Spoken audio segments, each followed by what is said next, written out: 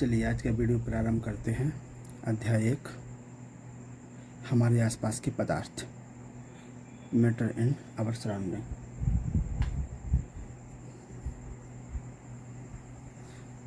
Matter in our surroundings.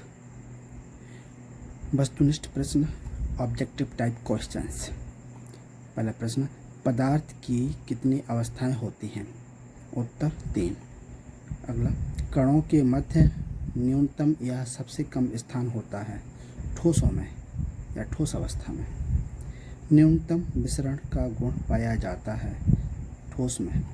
गैसों के किस गुण के कारण उन्हें सिलेंडर में भर के रखा जा सकता है? उत्तर है संपीड्यता। बर्फ का गलनांक होता है 273.15 के या 0 डिग्री सेल्सियस। इसको सामान्य रूप से 273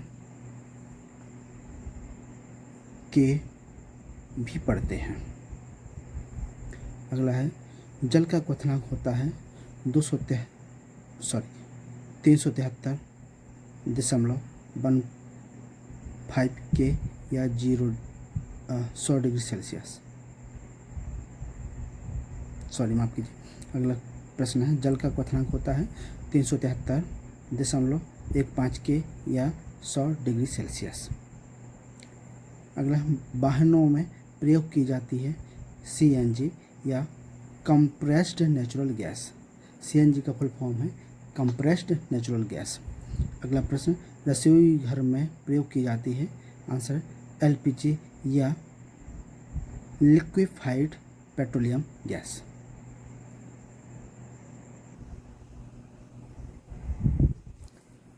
शुष्क बर्फ है ठोस कार्बन डाइऑक्साइड। द्रव धातु है पारा, इसे मरकरी पढ़ते हैं, इसका संकेत Hg। गर्मियों में मटके में रखा जल ठंडा हो जाता है क्यों? आंसर है बाष्पीकरण के कारण। 100 डिग्री सेल्सियस पर जल की भौतिक अवस्था होती है द्रव व गैस। ठोस का द्रव अवस्था में परिवर्तन कहलाता है पिघलना। तापमान का एसआई मात्रक है केल्विन के। दाब का एसआई मात्रक है पास्कल PA। भार का एसआई मात्रक है न्यूटन N। लंबाई का एसआई मात्रक है मीटर M। द्रव्यमान का एसआई मात्रक है kg किलोग्राम। जल का सूत्र है H2O। अब क्वेश्चन है, एक शब्द या वाक्य वाले उत्तर। जिस तापमान पर ठोस पिघलकर द्रव बन जाता है वह कहलाता है गलनांक। तापमान बढ़ाने पर क्या होता है? तापमान बढ़ाने पर पदार्थों के कणों की गतिज ऊर्जा बढ़ जाती है। अगला प्रश्न, बाष्पीकरण से क्या होता है? बाष्पीकरण से ठंडक उत्पन्न होती है। आर्द्रता से आप क्या समझते हैं? वायु में उपस्थित जल वाष्प की मात्रा आर्द्रता कहलाती है। ऊर्ध्वपातन की परिभाषा लिखिए। किसी पदार्थ का ठोस अवस्था से गैसीय अवस्था में बदलना ऊर्ध्वपातन कहलाता है। ऊर्ध्वपातज पदार्थों के नाम लिखिए। कपूर, कैम्फर, आयोडीन, अमोनियम क्लोराइड, इसे नौसादर भी पढ़ते हैं। अगला, नेफ्थेलीन, अंतिम है शुष्क बर्फ। चलिए अब क्वेश्चन आंसर प्रारंभ करते हैं। पहला प्रश्न है, पदार्थ क्या है? उदाहरण सहित लिखिए। आंसर, प्रत्येक वस्तु जिस सामग्री से बनी होती है तथा जिसमें आयतन एवं द्रव्यमान होता है वह पदार्थ कहलाता है, जैसे लकड़ी, जल, लोहा, हवा आदि। अगला प्रश्न, पदार्थ की कितनी अवस्थाएं होती हैं? उनके नाम उदाहरण सहित लिखिए। आंसर, पदार्थ की 3 अवस्थाएं होती हैं, ठोस, द्रव एवं गैस। ठोस, इसका उदाहरण लकड़ी, लोहा, पत्थर आदि। द्रव, इसका उदाहरण जल, दूध, शरबत आदि। गैस, इसके उदाहरण हैं हवा, ऑक्सीजन, धुआं आदि। अगला प्रश्न, विसरण किसे कहते हैं? 2 पदार्थों के कणों का मिलना विसरण कहलाता है, या इसकी दूसरी परिभाषा है 2 विभिन्न पदार्थों के कणों का स्वतः मिलना विसरण कहलाता है। जैसे जल से भरे गिलास में स्याही की 1 बूंद डालने पर वह संपूर्ण जल में फैल जाती है।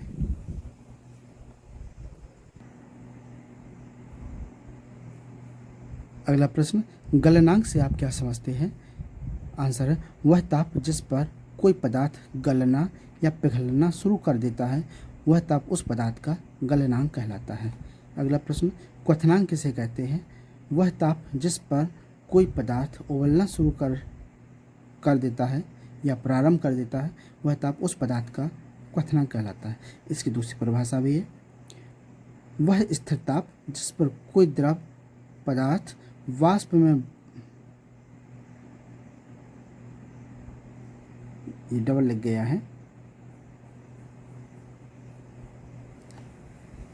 परिवर्तित हो जाता है तो वह ताप उस द्रव पदार्थ का क्वथनांक कहलाता है। अगला प्रश्न है, गुप्त ऊष्मा से आप क्या समझते हैं? आंसर, किसी निश्चित ताप पर पदार्थ की अवस्था परिवर्तन के लिए दी गई ऊष्मा पदार्थ की गुप्त ऊष्मा कहलाती है। अगला प्रश्न, गलन की गुप्त ऊष्मा या प्रसुप्त ऊष्मा को परिभाषित कीजिए।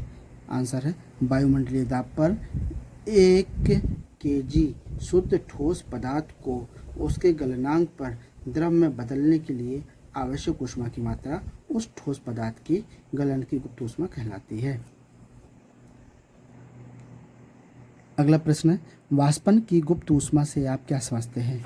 आंसर है, वायुमंडलीय दाब पर 1 kg द्रव को उसके क्वथनांक पर वाष्प में परिवर्तित करने के लिए आवश्यक ऊष्मा उस द्रव की वाष्पन की गुप्त ऊष्मा कहलाती है। अगला प्रश्न, वाष्पन या वाष्पीकरण से आप क्या समझते हैं? किसी द्रव का उसके क्वथनांक से कम तापमान पर वाष्प में बदलने की घटना या प्रक्रिया वाष्पन या वाष्पीकरण कहलाती है। अगला प्रश्न, संघनन क्या है? जब कोई गैस ठंडी होकर द्रव में बदल जाती है तो इस प्रक्रिया को संघनन कहते हैं। इसकी दूसरी परिभाषा है, वाष्प का ठंडा होकर द्रव में परिवर्तित होना संघनन कहलाता है। अगला प्रश्न, क्वथन से आप क्या समझते हैं? आंसर है, किसी द्रव को गर्म करने पर उसके क्वथनांक पर वाष्प में बदलने की क्रिया क्वथन कहलाती है। अगला प्रश्न, ऊर्ध्वपातन को परिभाषित कीजिए।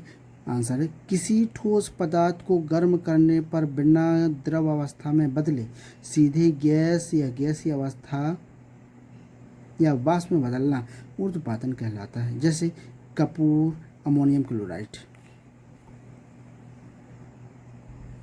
अगला प्रश्न, निक्षेपण से आप क्या समझते हैं? आंसर है, गैसीय पदार्थ को ठंडा करने पर बिना द्रव में बदले सीधे ठोस अवस्था में बदलना निक्षेपण कहलाता है। इसकी दूसरी परिभाषा है, गैस अवस्था से सीधे ठोस अवस्था में परिवर्तित होना निक्षेपण कहलाता है। अगला प्रश्न, पदार्थ के कणों की विशेषताएं लिखिए। पदार्थ के कणों की निम्न विशेषताएं होती हैं।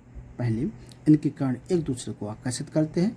दूसरा, इनके कण निरंतर गतिशील होते हैं। तीसरा, इनके कणों के बीच रिक्त स्थान होता है।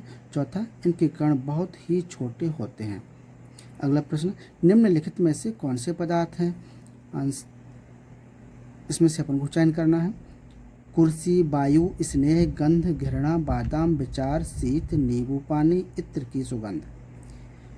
आंसर है, कुर्सी, वायु, बादाम, नींबू पानी, इत्र की सुगंध ये पदार्थ के उदाहरण, क्योंकि इनका द्रव्यमान होता है और ये स्थान घेरते हैं। अगला प्रश्न, निम्न तापमान पर जल की भौतिक अवस्था क्या होगी? ए नंबर का 250 डिग्री सेल्सियस पर, बी 100 डिग्री सेल्सियस पर। तो आंसर है ए, 250 डिग्री सेल्सियस ताप पर जल की गैसीय अवस्था होगी। बी का आंसर है 100 डिग्री सेल्सियस ताप पर जल की द्रव एवं गैसीय अवस्था होगी। गर्मियों में मटके या घड़े का जल ठंडा क्यों होता है? आंसर है, मटके की दीवार में बहुत अधिक संख्या में छोटे छोटे छिद्र रंध्र होते हैं, जिससे जल धीरे धीरे रिसता रहता है, जो वाष्पन के लिए ऊष्मा जल एवं वायुमंडल से लेता है। गर्मियों में वायुमंडल में जल वाष्प की मात्रा बहुत कम हो जाती है, जो वाष्पन की दर को बढ़ा देती है, जिससे मटके या घड़े के आसपास का वातावरण ठंडा हो जाता है। परिणाम स्वरूप घड़े का पानी भी ठंडा हो जाता है। अगला प्रश्न, क्या कारण है कि लकड़ी की मेज या लोहे की अलमारी ठोस कहलाती है?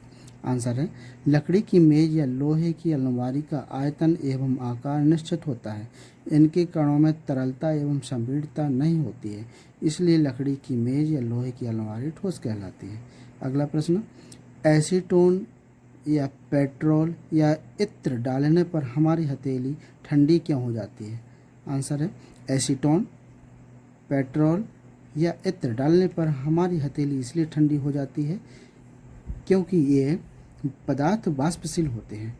जब इन्हें हथेली पर रखते हैं तो हाथ की गर्मी के कारण इनका वाष्पन तेज हो जाता है। वाष्पन के लिए ये पदार्थ हथेली से ऊर्जा लेते हैं जिससे हमारी हथेली ठंडी हो जाती है।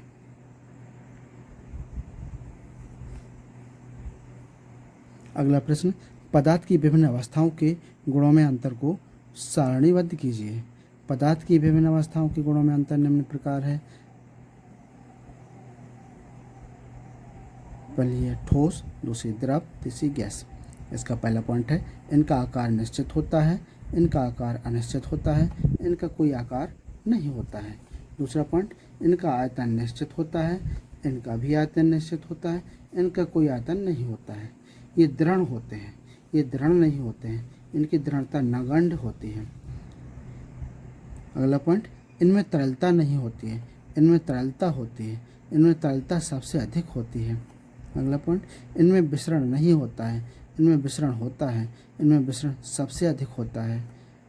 इनका घनत्व सबसे अधिक होता है, इनका घनत्व ठोसों से कम होता है, इनका घनत्व सबसे कम होता है। इसका उदाहरण पत्थर, लकड़ी, बर्फ आदि। इनका है तेल, पानी, दूध आदि। इनका है ऑक्सीजन, CO2, वायु आदि। अगला प्रश्न है निम्न पर संक्षिप्त टिप्पणी लिखिए। दृढ़ता, संपीड़ितता, तरलता, बर्तन में गैस का भरना, आकार, गतिज ऊर्जा एवं घनत्व।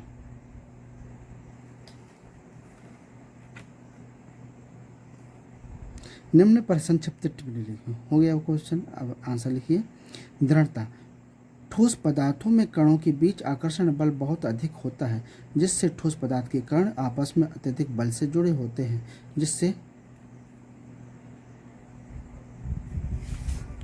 उन्हें तोड़ना या दबाना कठिन होता है। ठोस पदार्थों के इस गुण को दृढ़ता कहते हैं।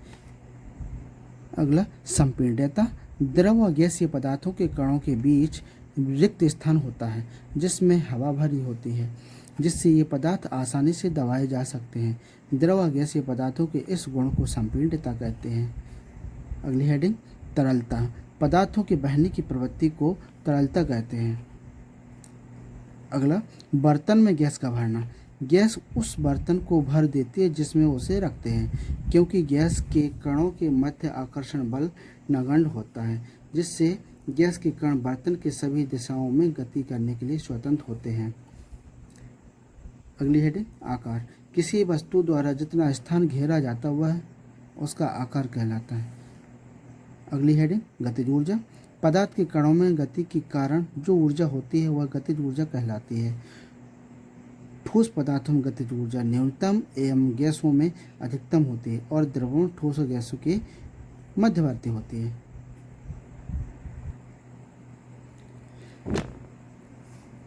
गतिज ऊर्जा की दूसरी परिभाषा, किसी वस्तु में उसकी गति के कारण कार्य करने की जो क्षमता होती है उसे गतिज ऊर्जा कहते हैं और इसका SI मात्रक जूल है। अगली हेडिंग घनत्व, किसी वस्तु के इकाई आयतन के द्रव्यमान को घनत्व कहते हैं। ठोस पदार्थों का घनत्व सर्वाधिक, द्रवों का घनत्व ठोसों से कम तथा गैसों का घनत्व सबसे कम होता है। इसको फॉर्मूला के रूप में भी लिख सकते हैं, घनत्व बराबर द्रव्यमान बटे आयतन।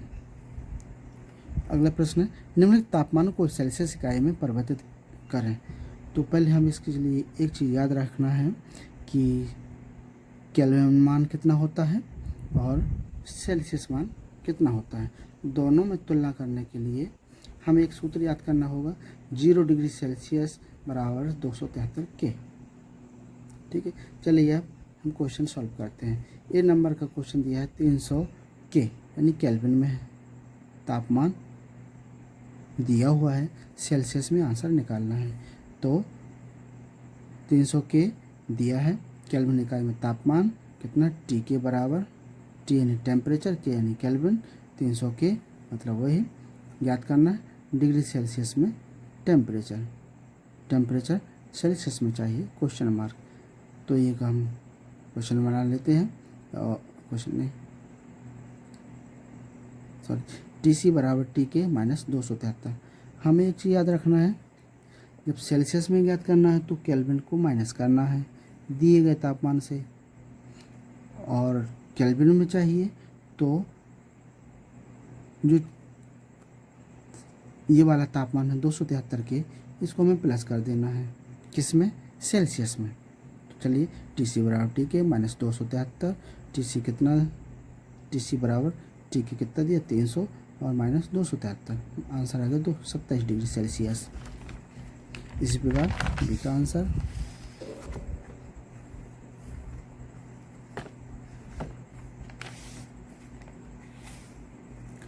बी में 573 के दिया है, TK बराबर 573 के, TC हमें ज्ञात करना है तो TC बराबर TK माइनस 573, TK का मान कितना है 573 प्लस 273 माइनस 273, दोनों को माइनस कर दो, आंसर है 300 डिग्री सेल्सियस। अगला है निम्नलिखित पदार्थों को उनके कणों के बीच बढ़ते हुए आकर्षण के अनुसार व्यवस्थित करें। ए नंबर पे जल, बी चीनी, सी ऑक्सीजन। कणों के बीच बढ़ते हुए आकर्षण के अनुसार व्यवस्था, ऑक्सीजन, जल, चीनी। सबसे अधिक आकर्षण होता है चीनी में, उसके बाद वो जल में, उसके बाद सबसे कम होता है ऑक्सीजन गैस में। अगला प्रश्न है निम्नलिखित तापमानों पर जल की भौतिक अवस्था क्या होगी। तो हमें दिए गए टेम्परेचर पर जल की अवस्था लिखना है। A number 25 degree Celsius, B number पर 0 डिग्री सेल्सियस, सी नंबर पर 100 डिग्री सेल्सियस। तो आंसर है 25 डिग्री सेल्सियस ताप पर जल की भौतिक अवस्था द्रव होगी, 0 डिग्री सेल्सियस ताप पर जल की भौतिक अवस्था ठोस होगी यानी बर्फ के रूप में, 100 डिग्री सेल्सियस ताप पर जल की भौतिक अवस्था गैस होगी। अगला क्वेश्चन है निम्नलिखित तापमानों को केल्विन इकाई में परिवर्तित करें। A 25 degree Celsius, B 273 degree Celsius. अभी पिछले क्वेश्चन हमने ज्ञात किया था केल्विन में, अब हमें चाहिए सेल्सियस में ज्ञात किया था, अब चाहिए केल्विन में। तो हम क्या करेंगे, अब प्लस करेंगे 273 प्लस सी यानी केल्विन। तो दिया है क्या 25 डिग्री सेल्सियस, सेल्सियस में तापमान ज्ञात करना, तो TK क्वेश्चन मार्क, TC बराबर 25 डिग्री सेल्सियस, TK बराबर C प्लस 273, 273 क्या है केल्विन का मान, ये हमें प्लस करना है। तो दिया 25 प्लस 273 प्लस हो गया तो कितना 5 3 8 7 2 9 और 2 जहाँ की तहाँ 298 के। इसी प्रकार भी नंबर का है 373 डिग्री सेल्सियस दिया सेल्सियस में तापमान, TC बराबर 373 डिग्री सेल्सियस, TK बराबर C प्लस 273, मतलब इस मान में हमें ये वाला मान प्लस कर देना है, हमारा आंसर हो जाएगा क्या 3 3 6 7 7 14 4, हासिल आई 1 गई इसमें 2 1 3 3 3 6, आंसर कितना हुआ 646 के, 646 केल्विन उत्तर।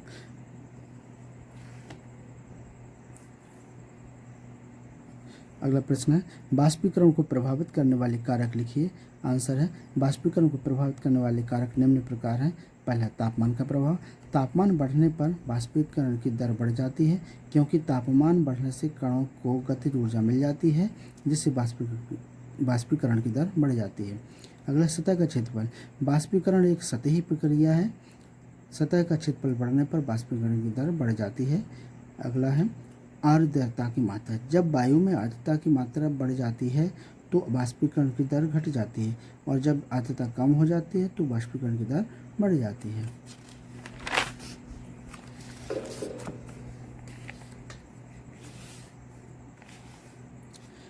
अगला है वायु की गति, वायु की गति में वृद्धि होने से बाष्पीकरण की दर बढ़ जाती है। क्वेश्चन है गलनांक एवं क्वथनांक में अंतर लिखिए। तो गलनांक मेल्टिंग पॉइंट, क्वथनांक बॉइलिंग पॉइंट। पहला पॉइंट वह स्थिर ताप जिस पर कोई ठोस पदार्थ द्रव अवस्था में परिवर्तित होता है, इसका है वह स्थिर ताप जिस पर कोई द्रव पदार्थ गैस अवस्था में परिवर्तित होता है। दूसरा पॉइंट इसमें अशुद्धियाँ मिलाने पर यह कम हो जाता है, इसमें अशुद्धियाँ मिलाने पर यह बढ़ जाता है, इस पर दाब बढ़ाने पर यह कम हो जाता है, इस पर दाब बढ़ाने पर बढ़ जाता है। इसका तापमान जैसे बर्फ़ का गलनांक 0 डिग्री सेल्सियस होता है, इसका तापमान जैसे जल का क्वथनांक 100 डिग्री सेल्सियस होता है। अगला प्रश्न, कपड़े सुखाने के लिए हम उन्हें फैला देते हैं क्यों? जब हम कपड़े सुखाने के लिए उन्हें फैलाते हैं तो उनका सतही क्षेत्र या क्षेत्रफल बढ़ जाता है, जिससे बाष्पीकरण की प्रक्रिया तेज हो जाती है और कपड़े जल्दी सूख जाते हैं। लास्ट प्रश्न है इस चैप्टर का, शुष्क बर्फ किसे कहते हैं और क्यों? ठोस कार्बन डाइऑक्साइड CO2 को शुष्क बर्फ कहते हैं क्योंकि यह द्रव अवस्था में आए बिना सीधे गैस अवस्था में परिवर्तित हो जाती है, इसलिए इसे शुष्क बर्फ कहते हैं। चलिए, ये था आज का वीडियो। इसमें हमने महत्वपूर्ण क्वेश्चन आंसर पढ़े। आशा है ये वीडियो आपको पसंद आया होगा।